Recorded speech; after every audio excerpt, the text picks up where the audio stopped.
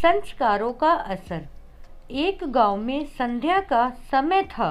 सभी पुरुष लोग अपने अपने खेतों का काम समाप्त करके वापस घर की तरफ आ रहे थे।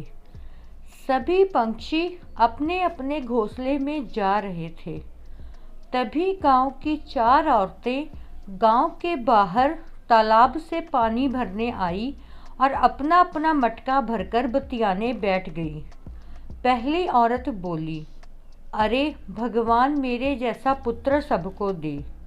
उसका गला इतना सुरीला है कि सब उसकी आवाज़ सुनकर मुग्ध हो जाते हैं।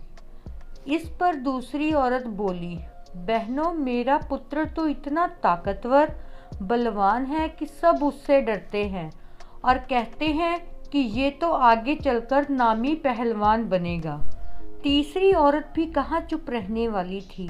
वह बोली, अरे मेरा बेटा तो इतना बुद्धिमान है कि एक बार जो पढ़ लेता है वह उसको उसी समय कंठस्थ हो जाता है। उस पर सरस्वती का वरदान है। सभी की ये बातें सुनकर चौथी औरत कुछ नहीं बोली। इतने में दूसरी औरत ने कहा, अरे बहन आपका भी तो एक बेटा है ना, आप उसके बारे में कुछ नहीं बोलना चाहती हो। इस पर उसने कहा, मैं क्या कहूँ, वह ना तो बलवान है और ना ही अच्छा गाता है, ना ही पढ़ने में तेज है। ये सुनकर चारों स्त्रियां ने अपने मटके उठाए और अपने गांव की ओर चल दी।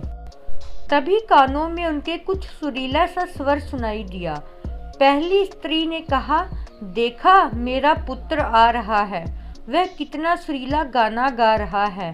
पर ये क्या, उसने अपनी माँ को नहीं देखा और उनके सामने से निकल गया। अब दूर जाने पर एक बलवान लड़का वहाँ से गुजरा। उस पर दूसरी औरत ने कहा, देखो मेरा बलिष्ठ बेटा आ रहा है। पर उसने भी अपनी माँ को नहीं देखा और सामने से निकल गया। तभी दूर जाकर मंत्रों की ध्वनि उनके कानों में पड़ी और तीसरी औरत ने कहा, देखो मेरा बुद्धिमान पुत्र आ रहा है। पर वह भी श्लोक कहते हुए वहाँ से उन दोनों की तरह निकल गया। तभी वहाँ से एक और लड़का निकला जो कि उस चौथी स्त्री का पुत्र था। वह अपनी माता के पास आया और माता के सर पर से पानी का घड़ा ले लिया और गांव की ओर निकल पड़ा।